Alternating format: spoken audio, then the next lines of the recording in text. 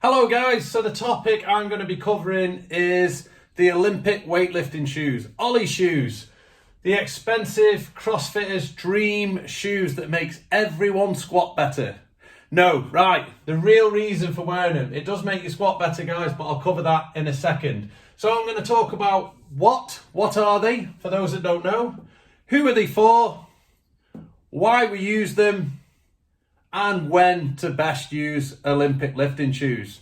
So, Olympic lifting shoes, guys, the basic mechanics of them follows physics. So back in the day when people were lifting weights, big heavy weights for the first time, shoes were very unsturdy, didn't offer a lot of support and around the foot.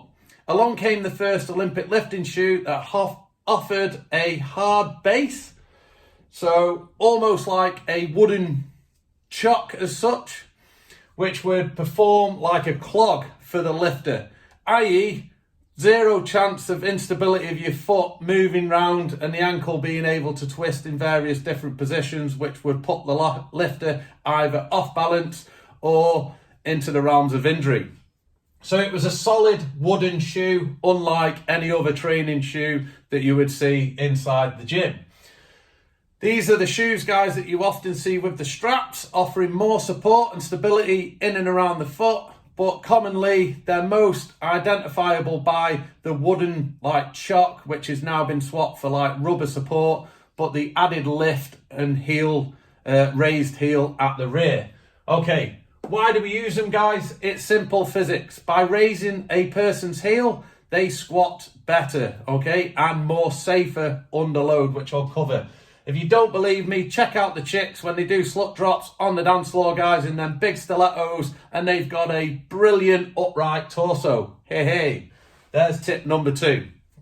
Right, so if you look at this individual here, the basic mechanics of trying to achieve an upright position, you need to close at the hips, close at the knees, and close at the ankles. By compressing all of these positions of the human body, it allows you to drop down to get the required depth of that below parallel position. With an upright torso as much as possible, we need as much dorsal flexion here in the ankles and a closed hip and knee, enabling the hip to come below the knee and the torso remain upright, because if you were to close in this position or that position, it would simply throw your torso forward, give you mass amounts of forward inclination to try and sustain balance by keeping the main body mass over your support base, okay?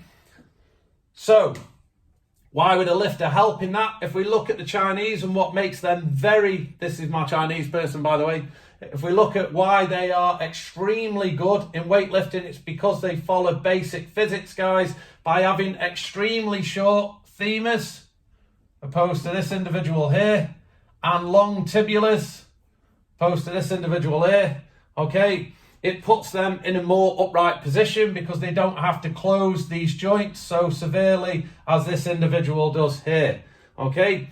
So that lifting shoe gives you the ability to become more like that person. But it's also more safer, because if you imagine loading this person up with a 300 kilogram back squat, the first point of pressure from the floor upwards is the weakest joint, the ankles. So by raising the individual's heel off the ground, as you can see in this photo here, it opens the angle of the joint, okay? So it decreases the dorsal flexion in the ankle, therefore offering more support, more stability around the ankle joint. The more that closes, the more you lean forward on your ankles, guys, the more unstable it is. Also closes the hip more, closes the knee more, and gives a person a more upright position. So it's safer on your back. The more you lean forward, the more that weight then becomes a shear loading on the spine and on the vertebrae, opposed to going straight through muscular tension through each one of the vertebrae through the spine and the rest of your bones and joints. Okay, when to use it, guys? Not on a 400 meter run, goes without saying. No, on a serious note, try and refrain from wearing lifters when it comes to things like warm-ups, because you want to be mobilizing in that position of restriction. If you want to wear lifters for warm-ups and air squats and wall squats, that means you need more mobility in your ankles more than likely, along with your hips and everything else. So just don't allow them to become a crutch. So all I simply say, guys, is when you squat under large load, reach for your lifters. When you do any of the Olympic lifting movements, it offers a more sturdier platform on the floor to give you more stability underneath that barbell and load. And obviously it puts your joints in a safer position. So whenever you're lifting large load, guys, and whenever you're doing any of the Olympic lifts, but try not to use them consistently with every single Metcon.